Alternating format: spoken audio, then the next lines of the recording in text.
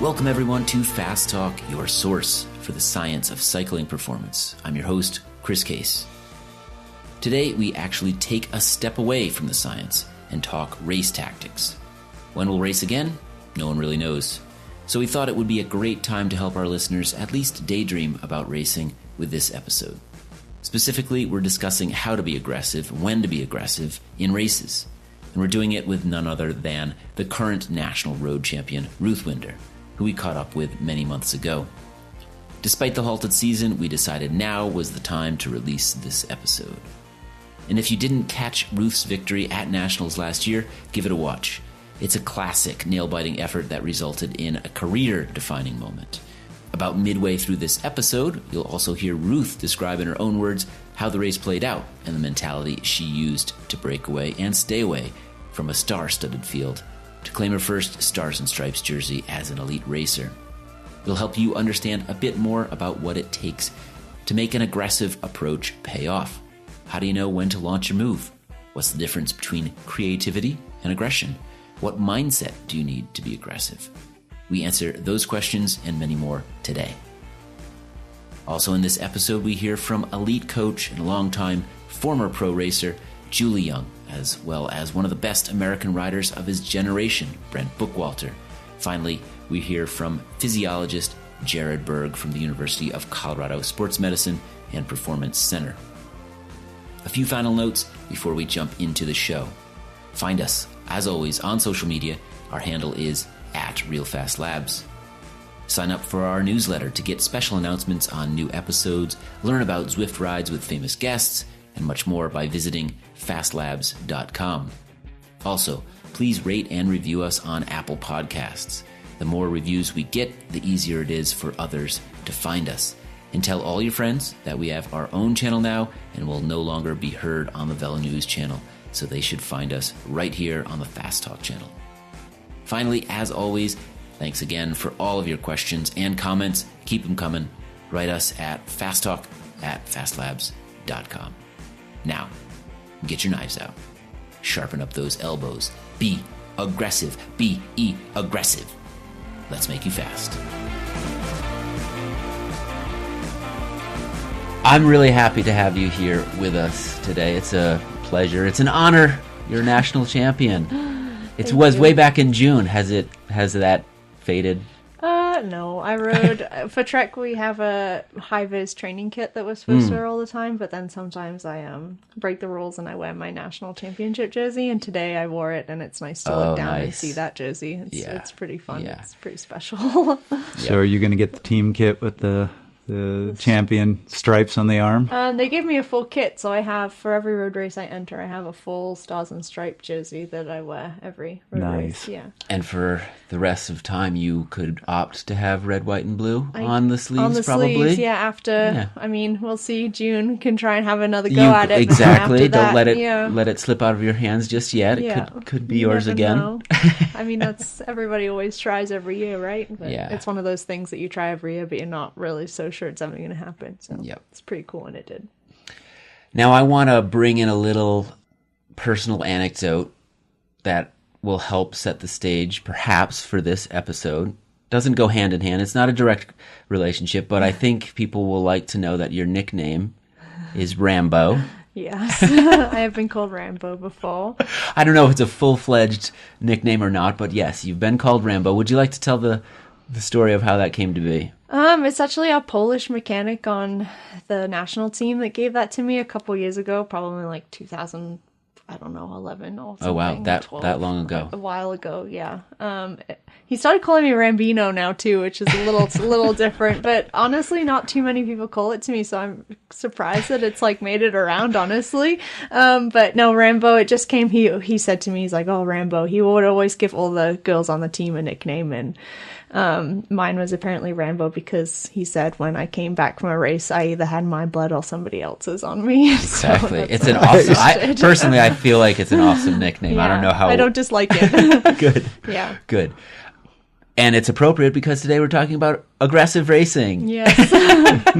So sometimes the knives come out. Mm-hmm. And obviously we're not talking about being aggressive by elbowing people. No. Not necessarily, maybe. Yes. but we're talking about aggressive tactics, aggressive racing, when to be aggressive, how to be aggressive, when not to be aggressive, when it's different from being creative, all of those things. So it's also, I think this is your forte, if I'm not putting words in your mouth. This is what you like to do in races. For sure. Yeah. I really like to race, and I like call it just having fun almost sometimes before a race. Some races are really, you can kind of predict what's going to happen when and where, and some is just like, all right, let's just go and play and go for it. And it's like that kind of aggressive style of racing that suits me really well, I think. Yeah. Yeah. Well, tell us about that. How did you come to know that that was for you?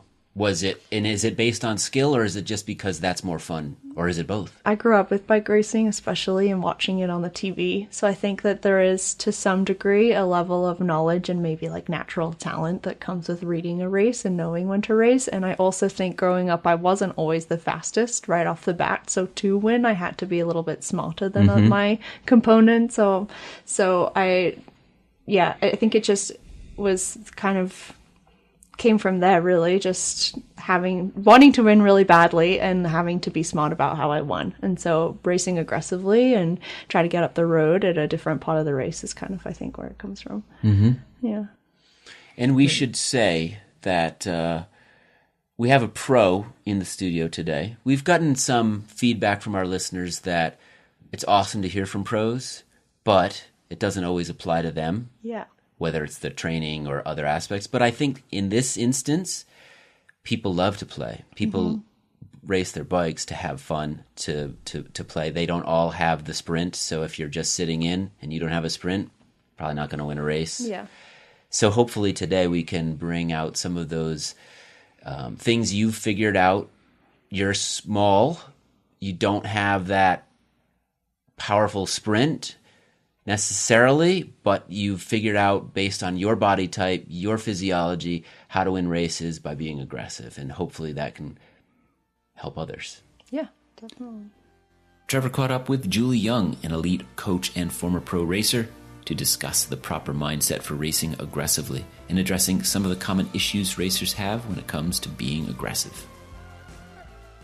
If you're coaching an athlete who seems to be resistant to being aggressive, who tends to sit in the field and miss the moves, how do you work with them? Is it a training thing? Is it a mental thing? Is it a bit of both? And how do you work with that? It's both. Like for me, I think the training is where you gain your confidence, like that mentally and physically you can do those kind of things. But I also feel like racing, when you're successful, it's very intuitive and instinctual. And I think for me, it's like helping riders be really in tune to that little voice and listening and doing, as opposed to listening and hesitating. So I think for me, that's a big part of it. I also think for those riders, like, to understand why are they fearful to ride like with more abandon. And I think there's obviously like this balance of, you want to like conserve when you can conserve and make your moves count. But I also, with that rider that's a bit more tentative or holding back, is like, well, why? I think giving them that license, like, hey, every race is an opportunity to learn. Every race is an opportunity to challenge yourself. When you try, you learn. When you try, you gain fitness. And that's the only way you learn, is by trying. So I think helping them understand, like, it's not one race is not going to be your make or break, but it's going to help you gain experience. And hopefully, that kind of alleviates that pressure that perhaps is holding them back in those situations. That's a great way to frame it, which probably also answers the second part of this question of, every athlete I have coached has asked me this. Well, what happens if I attack and I get caught? Because that seems to be one of the biggest fears that it prevents people from attacking. Yeah, and again, for me, it's like, gosh, this much overused, but this is all a process. And again, I think the more you try, the more you learn. And I mean, obviously some people maybe are too aggressive and they're kind of burning matches. So we have to temper that, and we have to learn, like, okay, it's the person that's the most clever, that conserves when they should conserve and really makes those attacks count. but you know what? At the end of the day, what's the loss? There's nothing lost. Like we have to try. And that's, again, kind of alleviating that pressure of I think it's that fear of failure, but nothing is failure. It's just feedback and learning. That's a great way to frame it. And that also leads to the second question. What about that other athlete who's too aggressive? The one who you talk to before the race and say, I want you to sit in the field for the first hour and then try to go in a move. And sure enough, 1 minute into the race, they're going up the road. Yeah. I mean, it's funny because I respect that kind of rider, because they don't have any fear, but also helping them understand, to finish it off, riding is not necessarily the strongest person that wins. It's the person that's, intelligent. And again, it conserves when they can conserve, take one gear lighter when they're sitting in the group, and, really thinks about everything in the race, the terrain, the wind conditions, uses everything to their advantage to really make that move count to succeed. So, hopefully, again, through experience, that rider starts realizing, gosh, this is not working. I'm going off the front, but I'm not putting it together and I'm not coming away with the win. So hopefully, again, through experience, you can help them understand to kind of reconnoiter their strategy. Let's get back to our conversation with Ruth, where we dive into why aggression might be the right approach for you. So a question I want to ask is, you kind of hinted at this. So for example, I race aggressively, and that's for one simple reason. If I come to the line with 3 people, I finish third. I have 0 sprint. I go backwards. So if I want to win a race, I got to arrive at the line solo. So that by nature means I have to be an aggressive rider. Yeah. So the question I have for you, it sounds like you're a little bit like me, that you're probably not going to win a big field sprint. But is being an aggressive rider something that, you have to look at your assets and go, okay, that's the type of rider I am, therefore I should race aggressively? Or do you feel that some level of being aggressive is necessary to win a race no matter what? That's a good question. For someone who is a really, really true sprinter, then maybe they don't necessarily have to race that way. Like someone who knows that if they put themselves in the right position at the right time, that they can win. But I don't think there's that many people out there that can say that confidently. So, yeah, I think that everybody should be trying to go into a race seeing how they can win the best way that they can win. And obviously, if you come down to a field sprint and you're one of 50, then your odds are much lower than if you're up the road. You could probably say even with a sprinter, even though for 160K or however long the race is, they don't need to be aggressive, but that last kilometer, they probably have to be super aggressive. Super aggressive. Make up they have for to all put that. themselves in the right spot at the right time for sure. Yeah. It's a slightly different type of aggressive, but they have to be aggressive. Yeah, you can't let people push you around. You can't not take the wheel that you want to take, that sort of thing. Yeah, and I've not been the main sprinter very many times, but there's been a handful of times where it's all right, all hope is we can't be aggressive anymore. We're not getting off the front. It's not happening. It's time to just see what you can do in a sprint kind of a thing. I've not been there that often, but I have been lead out girl quite a lot, and it's very stressful. And so, fighting with one girl in the curb kind of a thing. You're who's gonna win? Yeah. Is there a benefit? And I have some thoughts on this, but I'm going to ask you. If you have somebody who's mostly recreational, maybe they do a Grand Fondo, maybe they go to the Saturday morning throwdown, but they're not doing that much in the way of big organized races. Yeah. Is there a time and a place and a benefit to being aggressive? Do you mean on the group rides? Yeah. Just for the fun of it. Just for the fun of it. I think group rides are always fun. I think that it has to be, when you go on a group ride, you have to understand the rules of the group ride. Every group ride kind of has a theme or we go hard between this stop sign and this stop sign type of thing. So don't be the person that's a douche on the group ride just attacking at a random spot. But I think that's kind of part of the fun and part of the learning as well. You can learn how hard you can go to push yourself, at what point and on the climbs or on the downhills or around a corner or how long, and you can hold something. So I think it's definitely worth trying on a group ride. I think this is one of those things that can be hard to explain because there's some, quote, art to it. And when you get into that, it's, well, how do I know when, and how do I understand and read the group dynamic and things like that? But Is that the case? Is there some guesswork? Is there some art? Is it based on a lot of experience? Is it all of those things rolled into one? All of them, excuse me, all of those things rolled into one. I think one of the best times to attack is probably like when you're hurting the most, because if you're hurting, then probably everybody else is hurting. At least that's what I like to tell I've myself. I've heard that mantra before. So you actually employ that, huh? I have, and it has worked for me in the past. It worked for me at a stage race I did in the Czech Republic. I was just dying 100 deaths, and everybody was, and it worked out really well because then I attacked, and then I got a gap and I held it solo to the line. But then at nationals, it was kind of when I got my gap there, it was much more of like a tactical type play. Like one of my teammates had just done a really hot attack, and so everybody was a bit tired, and then we just exited the feed zone and we had about 20 miles to go.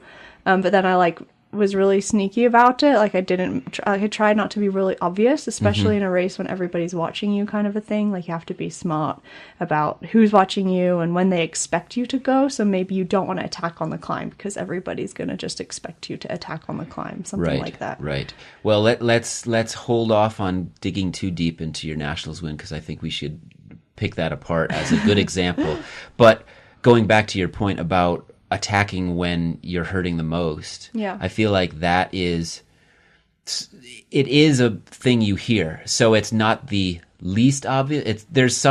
It's predictable in some way that somebody might attack when that's happening. But at the same time, if you can give just a little bit more than everybody else that's hurting psychologically, I think that's what comes into play a lot there. Physiologically, everybody's hurting. Psychologically, if you can just say, you know what, if I get away, everybody back there is just going to say, the hell with it. I can't do this. But let's take a step back there, because that's a really important point that some people really struggle with. When you're in a race or even just on the group ride and you're really hurting, there you can quickly slip into that mindset of, oh my God, I'm hurting.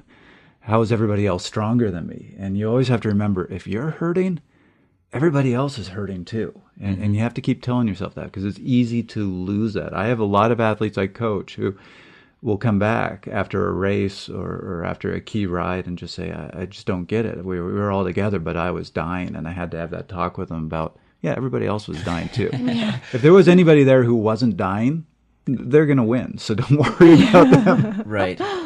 It brings up the poker face, I guess. How much is the poker face play into this? Looking like you're not hurting as much as the other people. Yeah, a little bit of that for sure. And I think just like the gamble at some point, you have to try. You have to take the gamble. And maybe when everyone else is hurting, they do look at each other a bit more and think, I'll let him chase or her chase or whatever.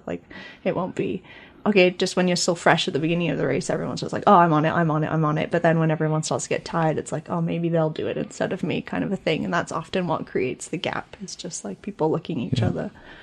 Have you worked much on the sports psychology side of things to improve that component of my poker face? Or... No, your ability to shut out the pain mentally. To say, everybody, just to move beyond that thought of, not now, the next move I'll go, just to be ready at all times to deal with the pain. Yes, I have worked with a couple of sports psychologists over the years, and with one a few years ago when I was especially leading up to the Olympics for track racing, when it's just going as hard as you possibly can go for 4 minutes when I was doing the team pursuit. We worked a lot on just being in the moment specifically and just focusing on how hard you can pedal in that current moment rather than thinking of how hard you can pedal in 1 split second from now. So just constantly thinking being how present. much can I do right now? Don't think about how much you're going to hurt if you have to follow an attack. Just constantly just pedaling now instead of the future in any capacity.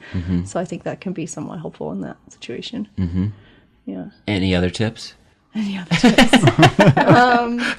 I don't know. That's a good one. That's a good one. Some people like to count. Some people like to count. I just honestly repeat right here, right now, right here, right now. Just repeat that to myself, and having something to focus on rather than your pain is helpful. I had a teammate that did the alphabet, which I was always like, how do you, I would get to C and then be lost, so yeah. Counting sheep might be the next one we hear of. I always use telephone poles and trees. Oh yeah. I just look up the road, see a telephone pole, and just go, get to there. Get to there. Then as soon as you got there, you looked up the road, looked at the next one, and went Okay, now get to that one. That's funny. Yeah, I was riding with Mara Abbott one time up Sunshine Canyon, and they have those big blue barrels on the side of them, Yep. and she kept being like, just get to the next one, just get to the next one. I was like, how many freaking barrels are there on this climb? Meanwhile, Mara's like nose breathing, and I'm like, dying 1,000 deaths next to her. But yeah, that's a good, she, I assume, uses that frequently as well, so... I don't know that we fully covered how you came to understand that this is for you. Was it just through trial and error when you were racing as a junior? Yeah, I guess being tactical because I wasn't the strongest always was just trying to win that way. I have a really good memory actually racing against Corinne as a junior. Corinne Rivera, who is a very, very fast sprinter. And we were at track nationals and she'd won probably everything up until this point. And it was a scratch race and it was 21 laps. And I was just like, I either was like, I have to try and make the world championship team. I had to win a race. I was like, how do I beat her? How do I beat her? And so I had to just be really smart about it. And I worked with my coach at the time, who was Harvey Nitz, and he was just on the phone with me, literally, I had to put the phone down because I was riding onto the track to start the race. And it's just you just had to really be smart because she's so much stronger than me at that time in our lives. She was just such a dominant junior racer and still is a dominant racer now. That I just had to be that smart to try and win, and I did end up winning. But as soon as the gun went for that race, I attacked, and basically I just kept attacking. I just didn't stop attacking, and it was 21 laps, so it's not the longest race ever. But I just had to think, how am I going to beat her? And so the only option I had was to either lose the race off the bat, 3 laps down because I was so exhausted, or to just attack her so many times that eventually she couldn't keep following, or looked at other people to follow, kind of a thing. And eventually she looked at other people to follow and they didn't, and then I won off the front. So there you went go. to junior nationals. So I learned the lesson really, really young, I think. And I think just being kind of a general, a really good athlete, but not necessarily head and shoulders and good at one specific aspect of cycling. So my sprinting is okay, my climbing is pretty good, but I'm not a mountain rider by any means. So just being an overall all-rounder, I think you kind of have to take opportunity where you can find it. You talked about tactical. You said you're very tactical. You learn to be very smart. So one of the questions, I might be jumping the gun a little bit here, but I really want to get to and ask you is, in some ways, attacking really early, doing what you talked about earlier of attacking right off the gun. Yeah. That's not necessarily a smart move. No, because I said, I had to I knew I was going to either lose off the back or win off the front. So no, it's not always smart, but sometimes you don't have a choice. At that point, it was one of our last races of nationals, and I'm like, well, I either win and I can't go down to a sprint. We all know Corinne's going to just outsprint me. So right. So you have to try something. But there's the dumb move that you have to do to win. So it's kind of the smart dumb move. Yep. And then there's just the dumb move. What's the difference? I mean, I think the fact that our race was only 21 laps long made a big difference to my move there. So, maybe if you're the person that's going to attack, lap number 1 on a criterium that's an hour long, that might be a little dumb. Unless you know that I don't know, Annemiek van Vleuten, who attacks 100 kilometers out from the finish line of Road Worlds. I don't really know that many people that can do it. So I think just reading the situation a little bit in that scenario. So what do you look for? How do you know when now's the time to be aggressive versus now I'm just killing myself being aggressive? Honestly, I think that the knowing yourself and the distance from the finish line makes a big difference. So you have to know yourself and how long you can go personally, and you have to know your competitors and how much you think that their willingness to chase you down at a certain point will be. So trying to pick the right moment. If it is at the very start of the race, if you think everyone's going to look at you and be like, oh, they're dumb, and then let you go up the road, then maybe it is dumb, but maybe it works. But maybe you also know your competitors are not going to let you do that. So then wait for a later point in the race. There's always risk involved with being aggressive. There is always. And sometimes the dumb move turns out to be a smart move only in retrospect. Yeah. Because it was a 1 in a million chance and it worked out. But there's that risk even with the smart dumb move, so to speak. Yeah, I think so. And you just have to weigh that if you can when you're cross-eyed and everybody else is cross-eyed in a race. Simple. Now, something and I don't know if this applies at your level, but something I tell some of the masters athletes, some of the Cat 3 and 4 riders that I coach is they'll often look at a course profile and go, oh, right there, that's like 15 miles from the finish. There's a little hill. That's the place to break away.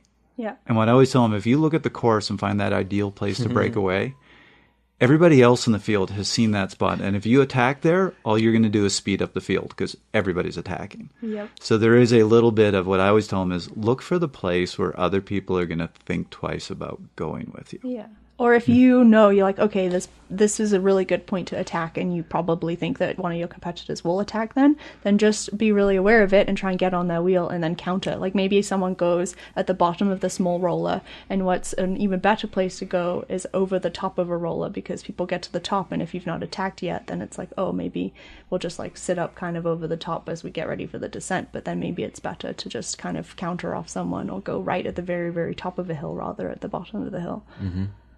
Why don't we have you describe, because it's arguably your biggest win, your national championship win. People may or may not have seen it based on where they were in the world and the coverage and all of that, but take us through that day in the context of reading the race, using teammates, being both creative and aggressive, and in that context of all the things we're trying to express here. Nationals is one of those races that it's an odd race because everybody's watching everybody, and there are some US teams that have maybe 6 girls, and then there'll be the European girls that don't have any teammates because they race on European teams and all the teammates are European. So it's more like local racing. Kind of. In a way. It is. And so you'll have like 5 girls really watching each other because they, there'll be Corinne from Sunweb, and then me and Taylor from Trek, and then Alexis Ryan from Canyon, and then there'll be 6 Haggensberman or right who are all equally play in the game, and then the rest of the field, and always some 2020 riders that are strong like Chloe and Jen and some other really good women. So it's kind of just like this game of everybody watching everybody. And it really is really beneficial to have a teammate.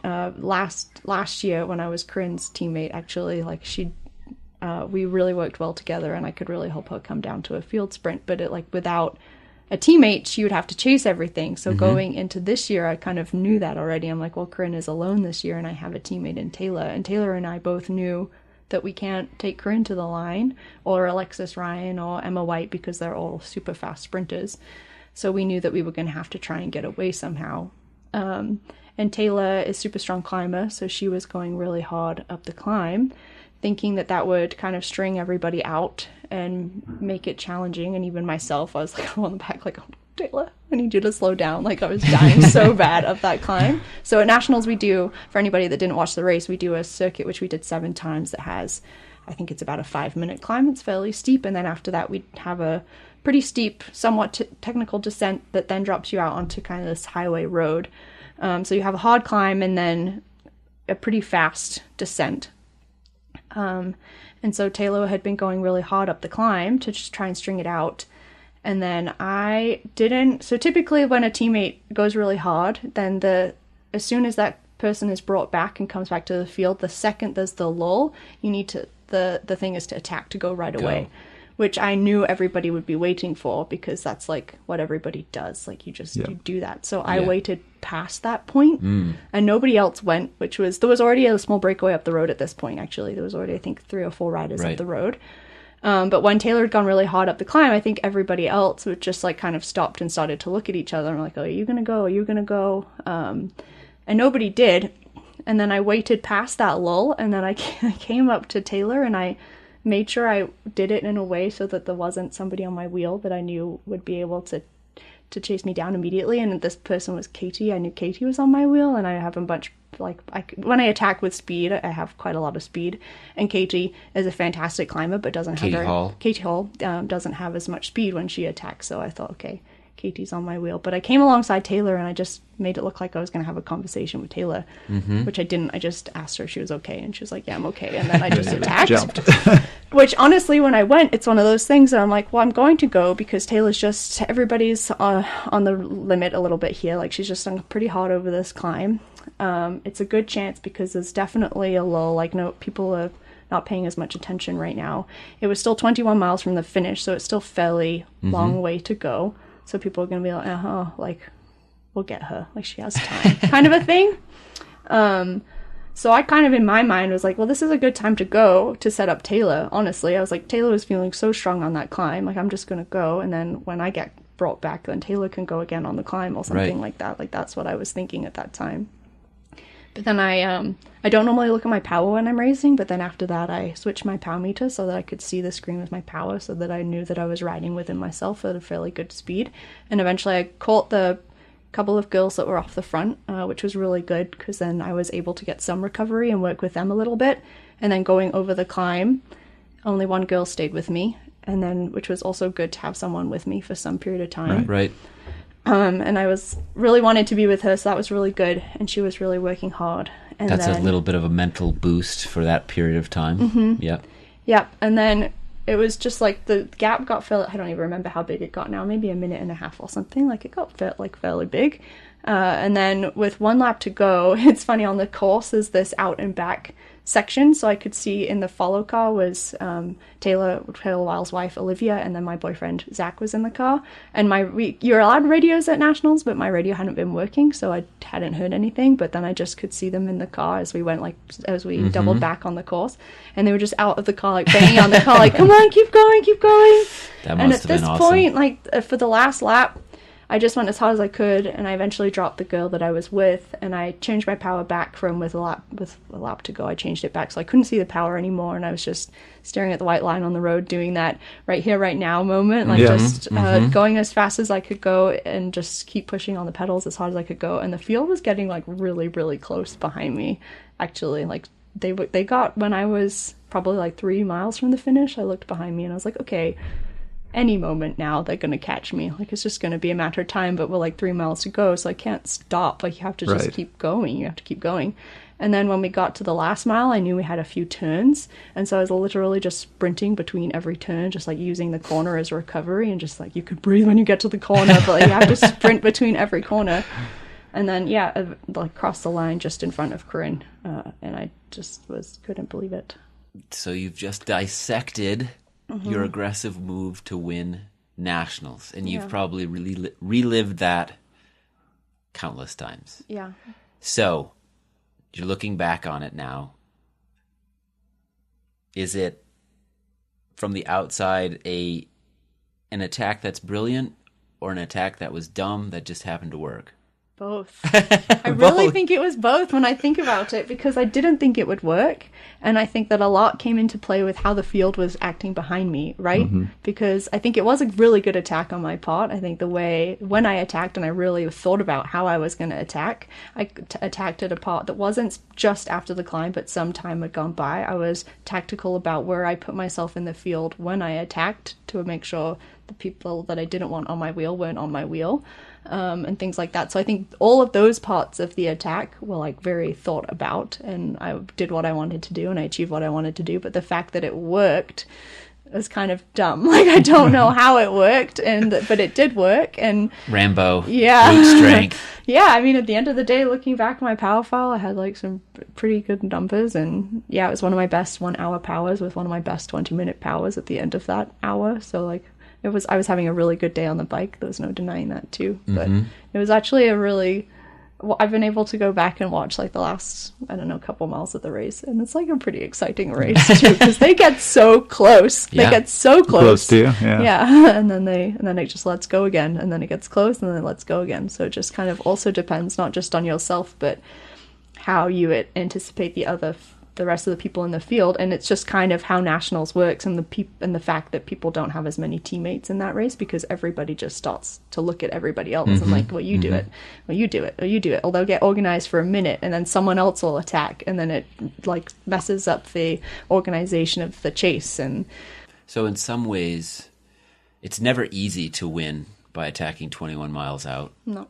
But it's probably easier in a race with that situation, those circumstances where there's a lot of people are racing as individuals or with maybe one or two teammates and people are looking at each other, rather than in a race where a big team can just say, you know what, it's time to bring Ruth back, and they just go to the front and bring you back. Yeah, exactly. So in some ways it's more applicable to local racing, amateur racing, masters racing in that way.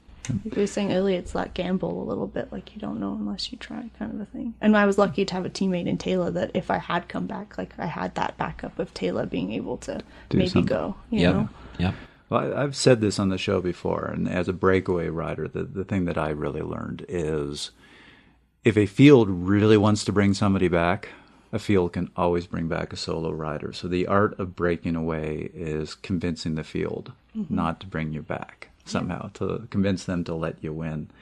And what I really loved about your description is how thoughtful you were about that whole process, right down to the going up and pretending to talk to your teammate and then attacking to catch people off guard, not going at the moment that everybody expected, but just after that. And that, even though you were being aggressive, it was very thought out and set you up in that situation where the field would be looking at one another. They were tired. They just gone up a climb hard and kind of going, well, you want to chase her? I don't want to chase her.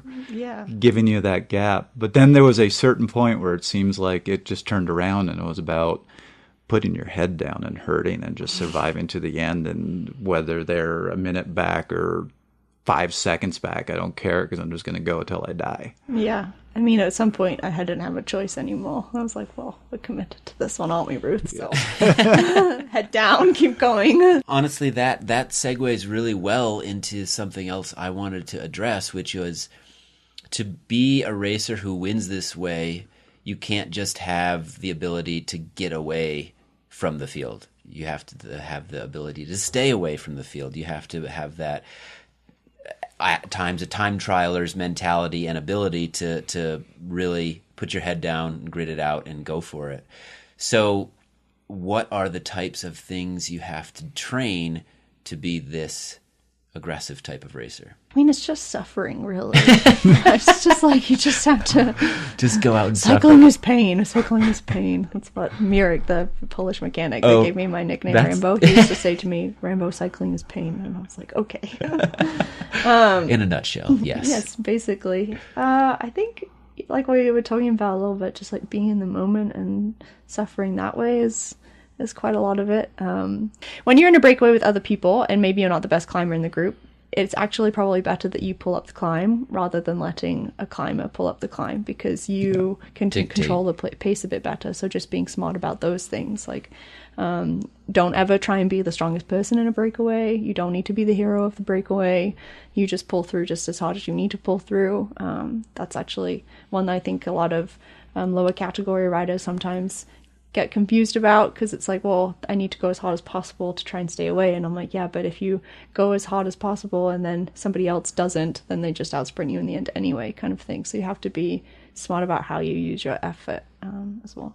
I always tell athletes, when you're in a breakaway, your goal is to not be noticed, because most of the time if the other riders are noticing you, it's not a good thing. It's either because your pace lining is awful and they want you out of there, or you're taking monster pulls and you're blowing yourself up. Yeah. If you're taking a good pull, pulling off right, doing everything right, everybody else is hurting too. They're not noticing you at all. So the goal is to not be noticed. Also, doing monster pulls sometimes, if you want to be friends with your breakaway companions, and to a point, yes, especially at the beginning of the breakaway when you're trying to establish a gap. And if you were the strongest person in the breakaway and you're doing monster pulls, all you're doing is hurting your breakaway companions. So sometimes you have to ride slower just to make sure that you keep that group together, because this has happened to me a number of times where I'm like, you need to slow down because you are dropping me and you need my help because we still have so much of the race to go. Which is a funny thing to tell people. I'm like, you don't understand, slower is faster right now, especially in a group of like 4 or 5. And if you pull through really hard, you think about that, and then you gap them off, and then they're no longer in your draft, and then they have to try and come around you, and you're like flicking your elbow at them. Why aren't they coming? And you've just, they're dead. They're not recovering on the wheel anymore. They're actually probably going harder than when they were on the front. So you you actually have to think about things like that sometimes when you're the strongest one in the breakaway. Mm-hmm. And when the person in front of you pulls off, maintain the speed. Yeah. Don't accelerate, then pull off, and that poor person behind you. Yeah, you need your breakaway companions to a certain degree. Once it's time to go and time to win, then you can put the hurt on them. But try and be friends with your breakaway friends at first. Trevor also chatted with Brent Bookwalter of the Mitchelton Scott World Tour team about confidence and how it can help overcome the fear of failure and judgment, which often make racers hesitate. Ooh, yeah, Ruth's inspiring. I think just she's had a long, successful career, but seeing her nationals win this year, that was something that, was inspiring for me to watch. And I'm a fan, so she can maybe attest to it even more than I can. But I think rooted in being an aggressive rider is that going back to that confidence piece and the fear that a lot of us have of maybe failure, and the fear of other people's opinions and judgments. So somehow having some awareness for the relationship that we have with those feelings and those reservations, confronting it head on, processing it, and then getting through it and moving on from it. It helps to just have some, to be aggressive, you got to have that fire and you got to have that fight. And for me personally, that's something I have to continue to check in with myself and find and cultivate and get how I get lit up and ignited and burn that big, hot, deep, dark flame now isn't the same way that I did before when I was younger. So that's something that's changing, and for me takes a little bit of conscious work to think about and feel and to sort of ignite consciously. Let's get back to our conversation with Ruth. Maybe it's just that you're naturally built for this, but what are some of the types of things that you work on to prepare for being aggressive? Do you work on your jump? Do you work on your time trialing ability? Are you working on these? What do you do to learn how to suffer the pain? I think that I train everything pretty well rounded, and that's just the kind of rider that I am. I think, people train their strengths, but also their weaknesses, so I would say whoever is your coach, that you should really be kind of focusing on everything, but make sure that you make your best, what you do the best, your best thing, and then what you do the worst, as good as you can make it, if that makes sense. Like, don't sacrifice your best attribute just to try and make your worst one a little bit better. And then really go into a race prepared to know what the race is like. I think that's a big thing too. Like knowing the course detail, going in prepared, knowing who your competitors are. Those are all things that really make a difference when it comes to being in a breakaway, because sometimes it's not, like I've said earlier, it's not always the strongest one that's winning, but the one that's the most prepared or the smartest one that can win. Mm-hmm. And so a lot of attacking comes from that. So yeah, just knowing who you are, I guess, essentially knowing who you are as an athlete, and then being prepared with race knowledge. Let's talk a little bit about the mindset side of it. Yeah. Because there is a huge mindset to this, be able to suffer like that, worrying about whether the field's going to catch you. And to give you an example, so I was in a local race up near Toronto called the Blue Mountain Grand Fondo in June, and I broke away really early, about 2 hours from the finish. And I was initially I was like all excited because I'm like, cool, I'm going to average X wattage for the next 2 hours. That's going to look great when I look at the file. 5 minutes later, I'm like, I've got to average what wattage for the next 2 hours? It hurt. Yeah. It hurt for 5 minutes, and I had 2 more hours of this. And that can mentally get to you. And you're also looking back. Initially, the field's still in view. They can view you. And, I'm a breakaway rider. I've done it for a long time. And there were just some moments of, oh boy, what did I just get myself into? The moments of doubt. Mm-hmm. How do you prepare for that? How do you deal with that? How do you sit there and say, I just broke away from the top women in the U.S. I've got how much longer ahead of me? Mm-hmm. Do you just go, oh, that's cool? Or is there basically, I don't know. I feel like you want some grand answer from me, but I get myself in that situation a number of times. And I'm like, well, okay, here we are. You embrace the pain. Yep, you just have to, like, once you've made that decision to attack, which you sound like you have experienced many times, like, you just kind of have to be like, well, I've already made the choice, so gotta have to, just own up to my choices, I guess, and keep going until I get caught, because at that point, you're like, I guess there are times where you could be like, if you end up solo, and it's really not a good time to be solo, I have to say there have been a couple of times where I'm like, I do not want to be alone for the next 50 kilometers of this bike race, like, this was not the tactic.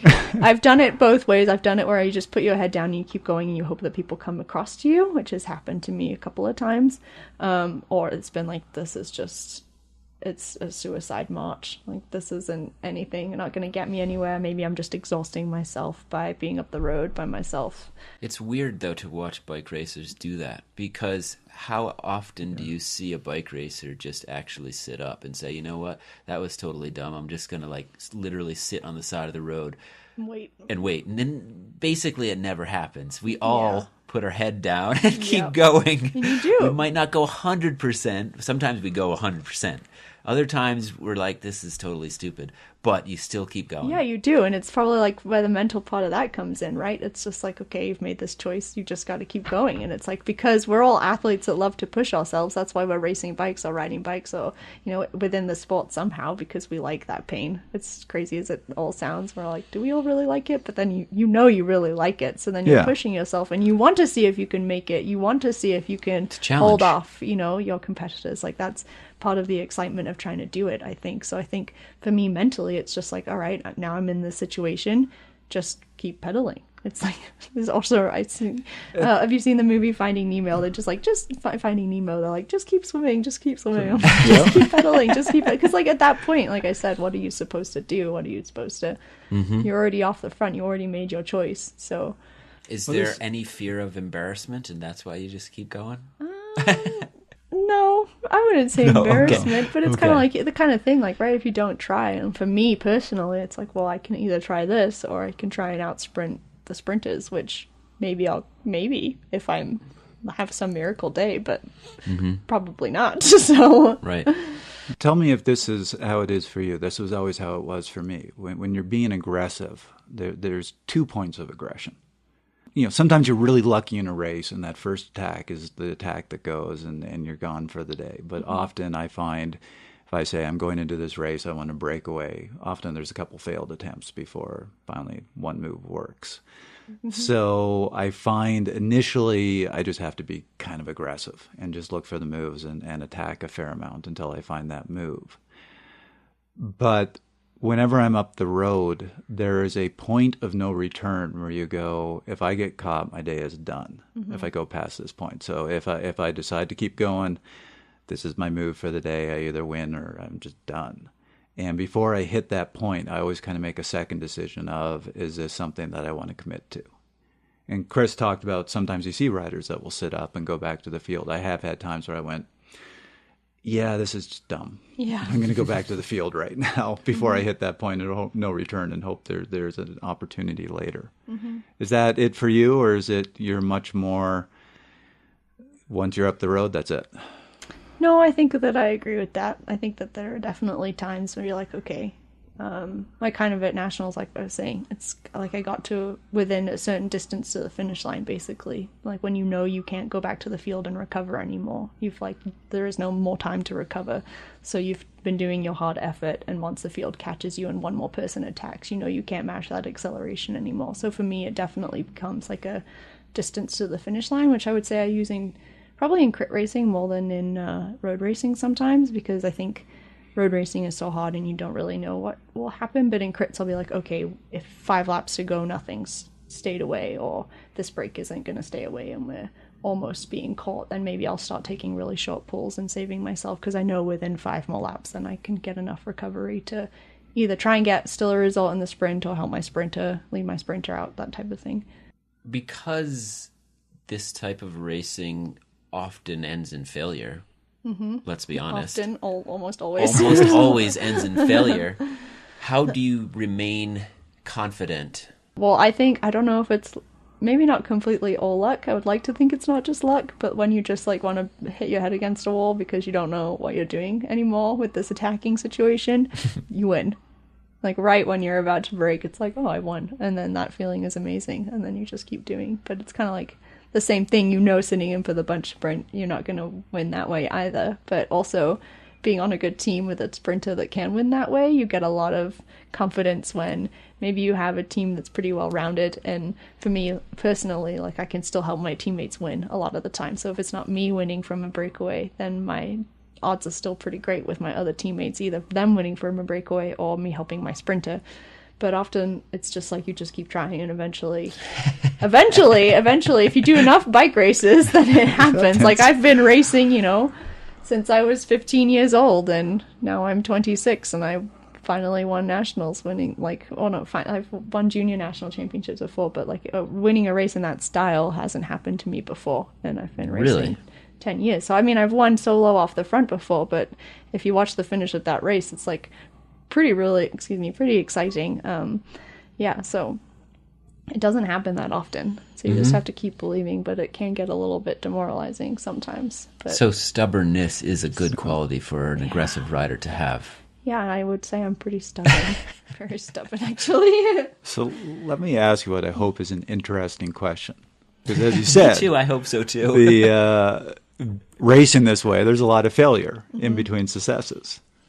So if you could physiologically change yourself, turn yourself into any type of rider you wanted, with any strengths that you wanted, would you change who you are and how you race? Or are you kind of, no, being aggressive is just fun? No, and somebody asked me this not that long ago, and I just replied with, I like who I am. And I'm like, is that a cocky thing to say? I'm not sure, but no, I really do you were going to say that. I really do like who I am, and I think that that's what makes me stubborn and keep trying, though, because I think that I really enjoy it, even though sometimes it's miserable when you're out there all on your own and you get caught with like 100 meters to go, and then you get somehow 50th in the last 100 meters of a bike race when you've been off the front for the last 2 hours, like that's happened more times than I would like to think about or remember. But then, like it's really exciting too, and it makes people like really into the bike race, and people are like, oh my gosh, you were out there for so long, and then you lost, and I'm so like, that sucks so much. And I'm like, yeah, I know, but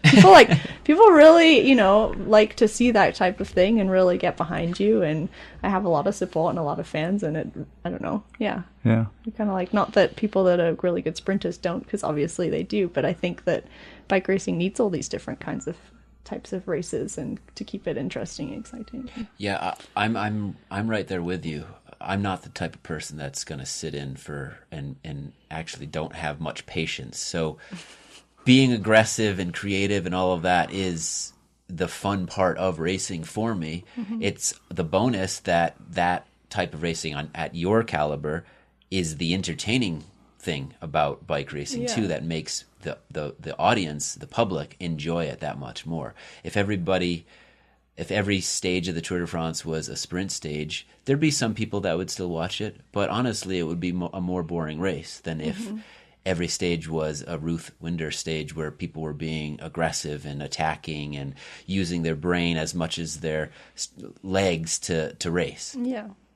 But we asked the question, which you never really answered at the beginning of this podcast, of not everybody listening is a professional racer. So why would they want to hear about this? And my answer to that as a coach is, I coach athletes of all levels, right down to, I have an athlete that I've been coaching 5-6 years now who's, I think, done one actual organized race in his life. He just likes the group rides.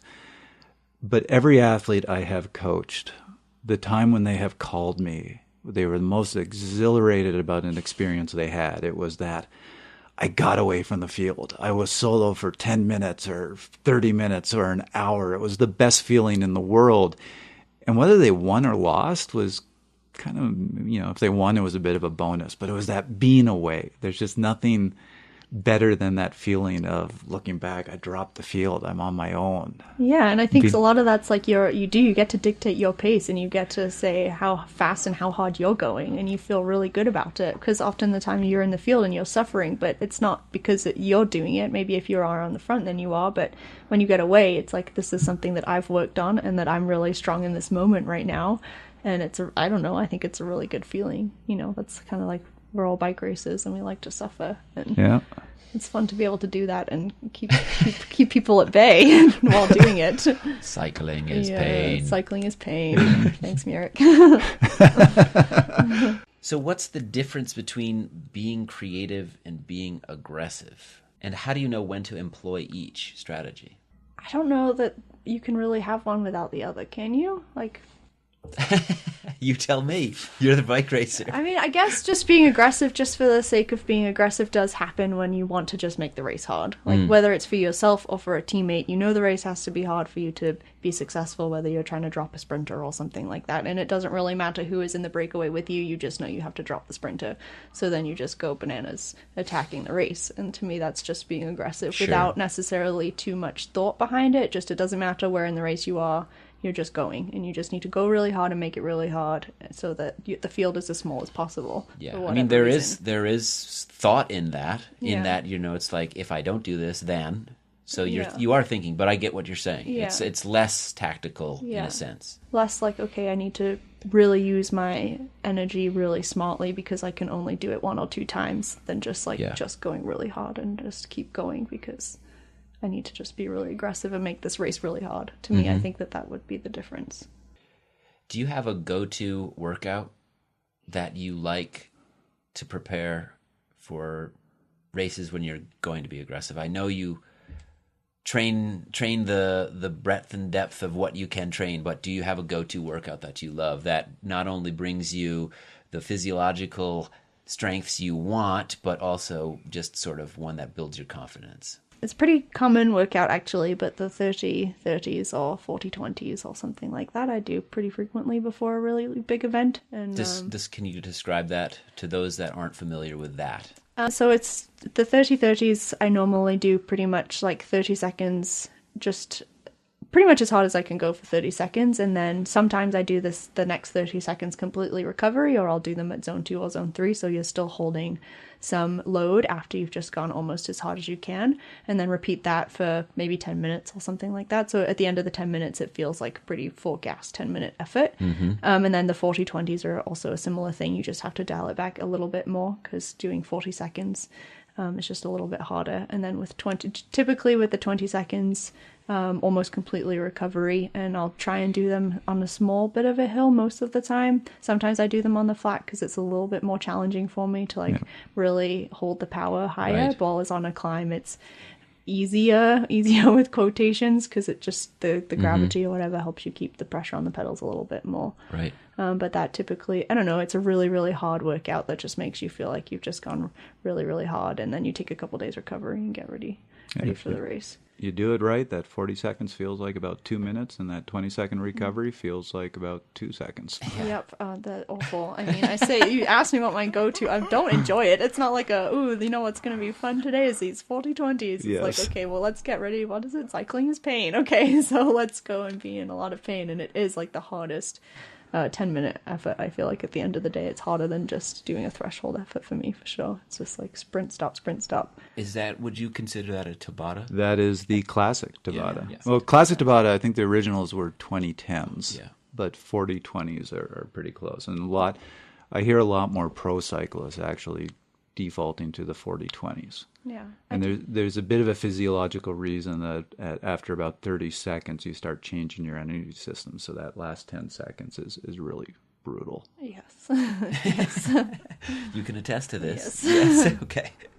One of my beliefs is exactly what you said. I think you probably train the engine, train the energy systems a little better doing more threshold steady work. Mm-hmm. I really like the Tabatas. I give them to my athletes as this is teaching you just how to hurt. Yeah, definitely. Because 15-minute threshold interval or 5-minute or 20-minute, whatever you use, no, you're always holding back. You just don't hurt the same way. Yeah, and you really have to go into it just like thinking of each minute as its own minute. Like if I go into a Tabata and start thinking about the 8th minute of this interval, like I'm never going to make it through the first 2 minutes. So you just, and because it's so hard, like each one has to really be almost as hard as you can go for 40 seconds. And if you think about doing that 10 times over, it's like you're just not going to make it the whole way. So just like keep bite-sized chunks. Yes, exactly. Get to that next telephone pole. Get to that next telephone pole. Well, that's what I tell my athletes when I give it to them. My prescription's really simple. It's that. It's take a stretch of road or something. Give them a stretch of road. I'll just go 40 seconds all out. Yep. And they go, well, what wattage? And my answer is always, if you're able to look at your screen and process what wattage you're doing, you're not going hard enough. Yep. Full gas, as they say. Yeah, there's some really fun roads to do them on here, especially because they're so busy. And if you do them like, I don't know, Racing on a Sunday cars? morning, like up Left-Hand Canyon or something. And I'm not a pretty sufferer at all. And it's just like going past some people and you're just like, like dying all of it. And I make some like vocal noises when I'm suffering that hard. And it's I know what photo we're going to run with this podcast. We're going to dig up through the archive to come up with one of these good photos. Yeah. Just don't be afraid to be a little bit ugly. There's some intervals you need to do, and you really need to maintain form and think about how you're pedaling your bike and what muscles you're using. And these are just like being about ugly and just ugly. Just like learning how to suffer as hard as you can so that you can go and do it in a bike race. I love that. I'm the same as you. When I'm hurting that hard, I make noise. There's usually something coming out of my nose, and there's always cyclists on the hills here, so they'll hear me, they'll look back and go, oh my God, what is that coming at us? Weird creature that's about to attack me. It's a strange thing to like to do, but on a Sunday morning in Boulder, Colorado, you go do that up Left-Hand. People give you the strangest looks, though, but like it's really funny, and people cheer you on sometimes, and I don't know. Or it's just great. get out of the way really quickly. Especially if you're wearing a Stars and Stripes jersey. Yeah. People are like, oh, what is she? Is she a poser? No, she had the bike. She had the bike. Finally, we sat down with Jared Berg, lead physiologist at the University of Colorado Sports Medicine and Performance Center, to discuss the physiological needs for aggressive racing. We want to make sure that the rest of the riding doesn't get in the way of their ability to be aggressive, is sort of what I would focus on. So it's really the fundamentals. Previously, we talked about how much work can you do at or just below that aerobic threshold, right? If that's really high, then you're going to be able to launch these brilliant 30-second, 1-minute attacks and go after. But if you're getting beat up before you get to the opportunity to launch, to be aggressive, then your aggressive is going to be a little bit lackluster. Right. Same thing. I think, I talked a little bit about that sub-threshold, which some folks call like a sweet spot. Getting that to be a little bit higher, because that's the max pace you can hold, comfortable hard pace that you can hold and still be really metabolically efficient. That wants to be high. Work on the things do we need to strengthen what you're already good at? No, we just need to make sure the rest of it doesn't get in the way so you can't be good at what you're good at. Let's get back to Ruth for some closing thoughts. So since you're a newbie to Fast Talk, and by the way, we don't want to keep you a newbie. We want to have you back. This has been great. We always end our show with take-homes. We give each person 60 seconds to encapsulate everything they know about everything we've talked about. 5-minute timer. 5-minute timer for 1 minute. 1 minute. Okay. It's like time. I made a very poor choice on Amazon. So, give us your take-homes. What should people take home from this episode? What's the most important? What's the essence of being aggressive? Ooh, the essence of being aggressive. I think just knowing yourself really well is thing number one. Like, you need to know your ability, who you are as an athlete, who you are as a bike racer, knowing your competition and knowing the course that you're going to be racing on, because you have to be able to use yourself most effectively. Knowing what you want to achieve from being aggressive or creative. So if you want to just make the race really hard and you are really strong and you could just keep doing that, versus maybe you have to be really smart about where you make your move and how you make your move, which comes back to knowing the race course and knowing your competitors and knowing how to play the game in that respect.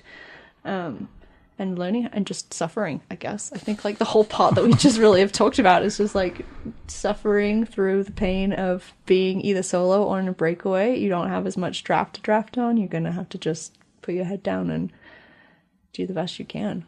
Trevor, what would you add? First of all, I have to say you are leagues above me, but it's really nice to have a kindred spirit on the show, a fellow sufferer, because that's my favorite part of cycling. I won't lie. My take home is slightly different, going back to this value of aggression. there's an exhilaration to it. There is something that you experience when you get away from that field, even if it's for 5 minutes, that I can't explain and you don't really understand until you do it. So I encourage, no matter what level you are, what you're doing, have that experience. Another side of it, from a training standpoint, my old mentor could not do intervals, and his reason was, I just can't go hard enough in intervals. So he set up training races, and that was his training. And his explanation was, take a step back. I would do these training races with him, and he would just sit there and attack us until he blew up or won. And he goes, that's my interval work. And when I'm attacking people, when I'm being aggressive, I can go a lot harder than I can in intervals. So that's another value. You can hit a higher level doing that. I'm not sure this is so much a take-home as just my personal preference and piece of advice is that this is the most fun you can have on a bike, in bike racing, and to go out and try stuff and experiment and not necessarily in races, but if you want to in races, whether they're probably not your key races or primary races, but just go out there and try to be observant, figure out those cues that you can pick up on in your competition, understand the dynamics of the group, how to use the landscape to your advantage, all these things. Attack when it's dumb, attack when you think you're being smart, attack when it's early, attack when it's late. Try a bunch of different things to not only have fun, but to learn. And I think through that, you'll progress and figure out what you can do as an aggressive rider, or maybe just give up on being aggressive altogether. That was another episode of Fast Talk. As always, we love your feedback. Email us at fasttalk@fastlabs.com or call 719-800-2112 and leave us a voicemail. Subscribe to Fast Talk on iTunes, Stitcher, Spotify, SoundCloud, Google Play, or wherever you prefer to find your favorite podcasts. Be sure to leave us a rating and a review. The thoughts and opinions expressed on Fast Talk are those of the individual. For Ruth Winder, Julie Young, Jared Berg, Brent Bookwalter, and Trevor Connor, I'm Chris Case. Thanks for listening.